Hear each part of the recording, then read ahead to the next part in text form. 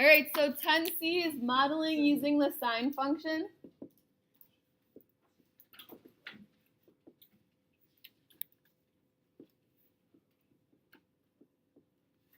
Go ahead and get your stopbox.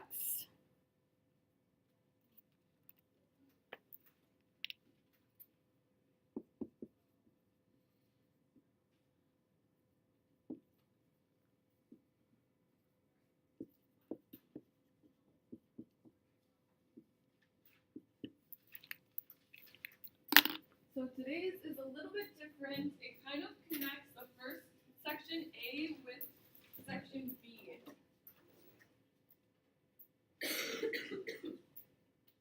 So remember, section A, we were looking at periodic data, and then section C, we were using the sine function and graphing that.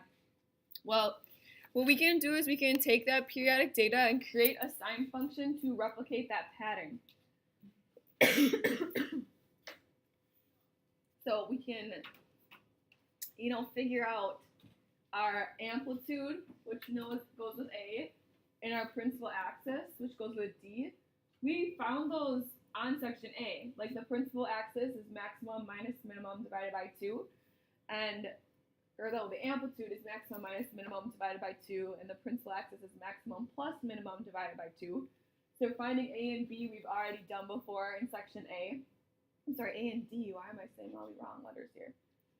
And then finding B, we actually worked on in section B, because we know the period is 2 pi over B, so we can use that.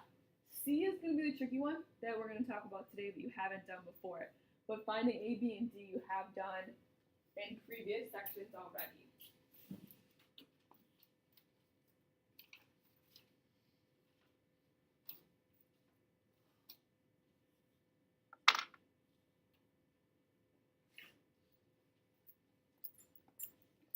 I know we still have some people writing, but we're going to actually work on one out of the textbooks. If you have your book and you want to have it out to have the data, it's on page 245. We're going to do number 2. Okay, so we're going to first start by graphing this. So again, you can have this out in front of you if you want to have that data to take a look at it. Now, keep in mind that the months are going to go along the x-axis, and then the temperatures are going to go along the y-axis.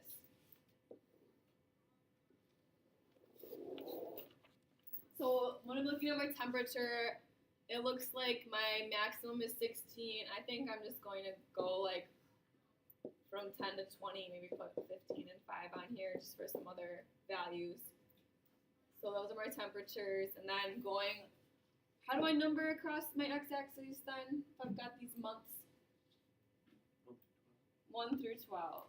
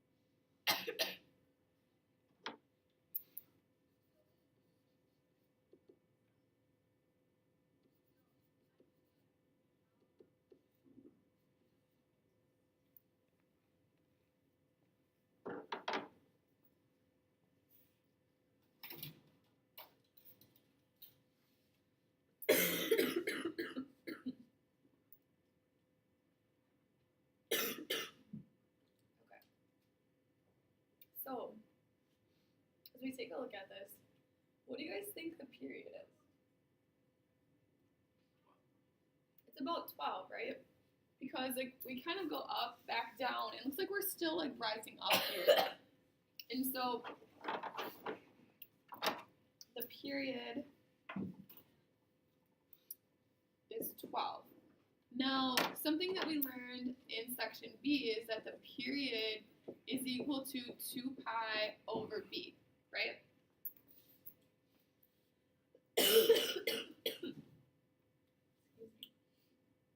And so we can use this little equation right here to figure out what the period is.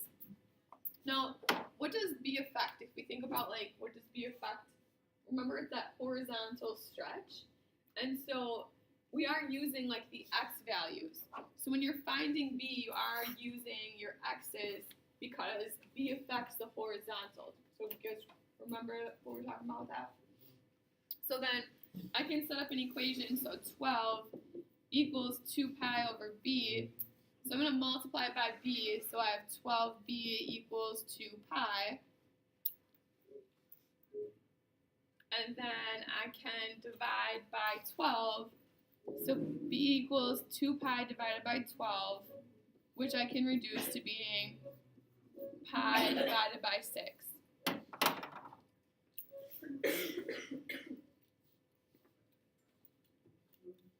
So we've got pi divided by 6.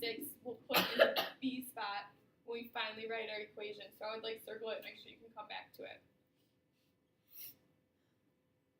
Any questions on finding the period? Or finding b, which is from our period.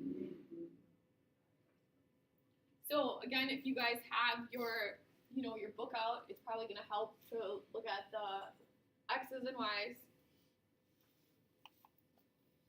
And I just jotted down the maximum and the minimum because we're going to use them on the next part here.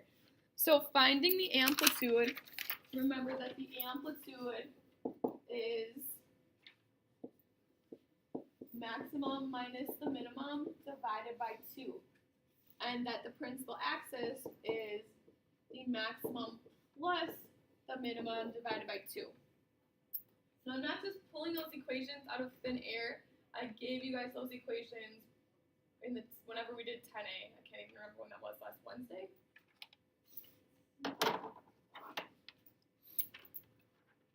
So then the maximum temperature, and remember amplitude is like the vertical stretch. So because it's a vertical stretch, we are using the y values. And same thing with the principal axis, that letter D, yeah, that's how we shift our function up and down, right? So they're using the y values as well. So my maximum temperature was 16, the minimum temperature was 7. So I end up with 9 divided by 2, which is 4.5. So I'm just jotting this down here again. So A equals 4.5.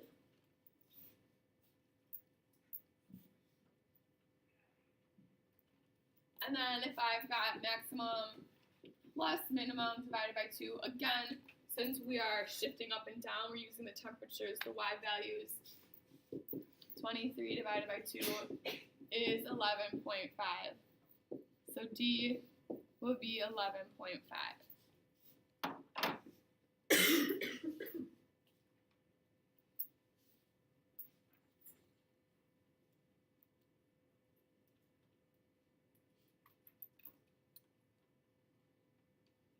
Now, C is the trickiest part of all of this. So are there any questions or any confusion or anything I can clear up with finding A, B, or D? All of those formulas we had already in previous sections. And again, if you think about okay, the principal axis is moving up and down, it makes sense for using the y values. The amplitude is stretching it up and down, it makes sense for using the y values. The period is affected by if we're squishing it in left and right, so we're using the periods, the x values. I think that thinking about those things will actually help us understand the last part. And so let's then take a look at how we find C. So remember, C is that shifting over left and right, right? So to find C, It's actually minimum plus maximum divided by 2, which maybe that looks familiar as to what we did for principal axis, but it's a little bit different in 2 ways. So I'm going to talk about the 2 ways. So minimum plus maximum divided by 2. You must start with the minimum and use the next maximum. So you can't just use the minimum and maximum and just pick them right out. You have to first find your minimum and then find the maximum that comes after it. So that's the number 1 way that it's different. So in other words, it must be consecutive. The other thing is that while we are looking at our minimum and maximum temperatures, we're actually going to be using the x's because, remember, this is shifting it left and right. So I'm going to take my screen back to the data in a moment when you guys are done writing so we can look at that. But because I've got, but because that C affects the horizontal shift, I will have to use the x's.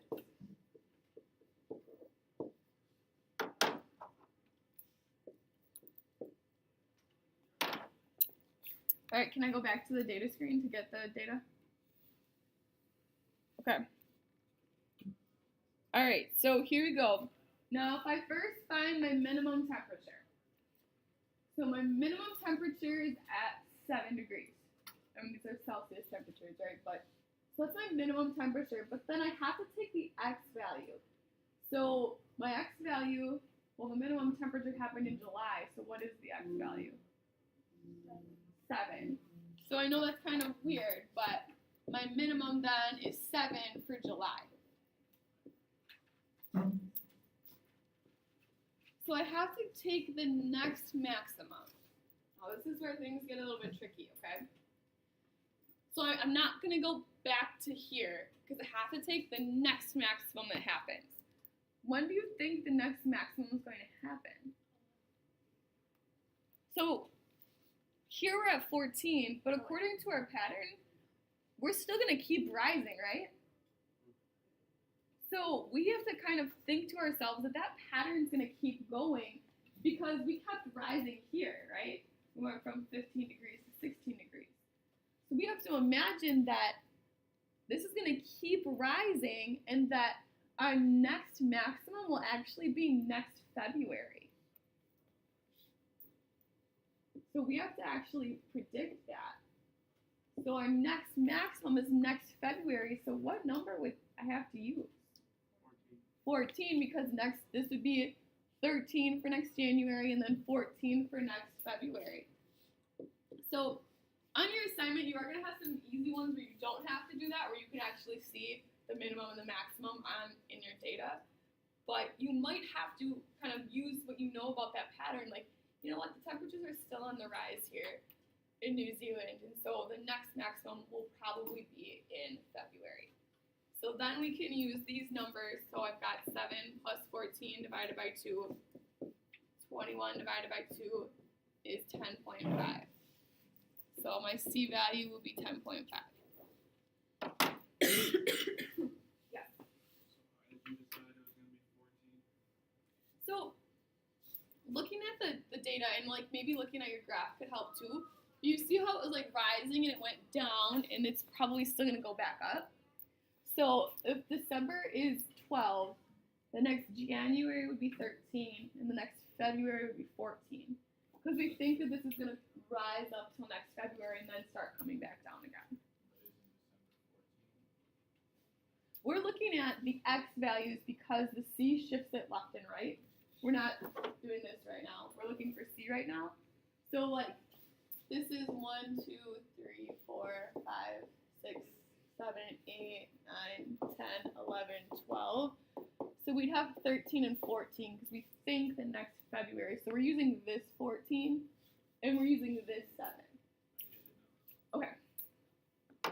This is like the most confusing part of it, so I just want to make sure that I really try and get it all out there, anything that might help.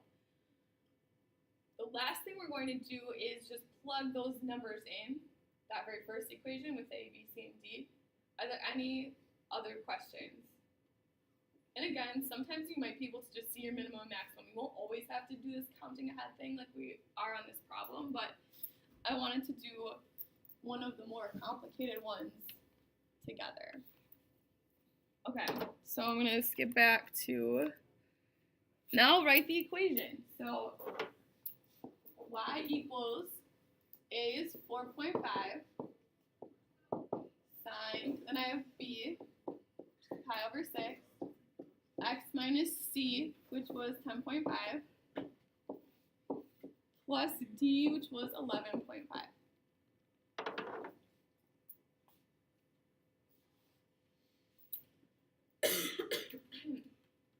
And so now this equation should hopefully keep that pattern going, if, assuming we're going to have the same pattern of temperatures.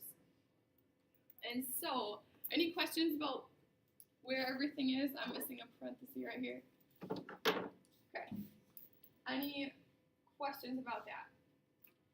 So one thing that you can do is graph it and just kind of compare the data you get from a graph with the data you actually got from like the chart. So it's not really required to check your work with technology, but you can graph it, like go on decimals and kind of see how it compares. It's not going to be exact, but it'll be close. And so I already graphed it in here, and so we can see, like, okay. Except for, did I type something in wrong? Is this right?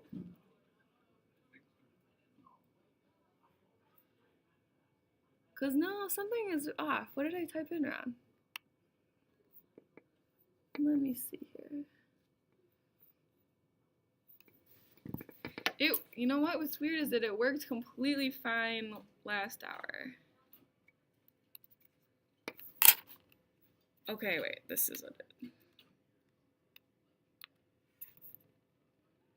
There you go, that's better. I had like a missing parenthesis in here. Okay, so, here our minimum, it says it's at 7.5, we had it that it was actually in July at 7. That's pretty close, right? And then, same thing with this first maximum, it said it was in February at 2, but that's still pretty close to what we had. And same thing here, our next maximum, 13.5, we have 14. Like, it's still really close to where that would be. So I just think it's kind of neat to kind of show how that keeps it going, and you could predict that, okay, like where, whatever month it would be, what the temperature would be. All right. Then last but not least is just the stat box. So what things do you need to remember when finding that C value? Because that's like the trickiest part. Use the values from the x-axis. You gotta start with your minimum and then find the next maximum. You can't just pull max and min. You gotta start with the min, find the next max, because that helps us. Like that's how we shift it over to where it's supposed to be.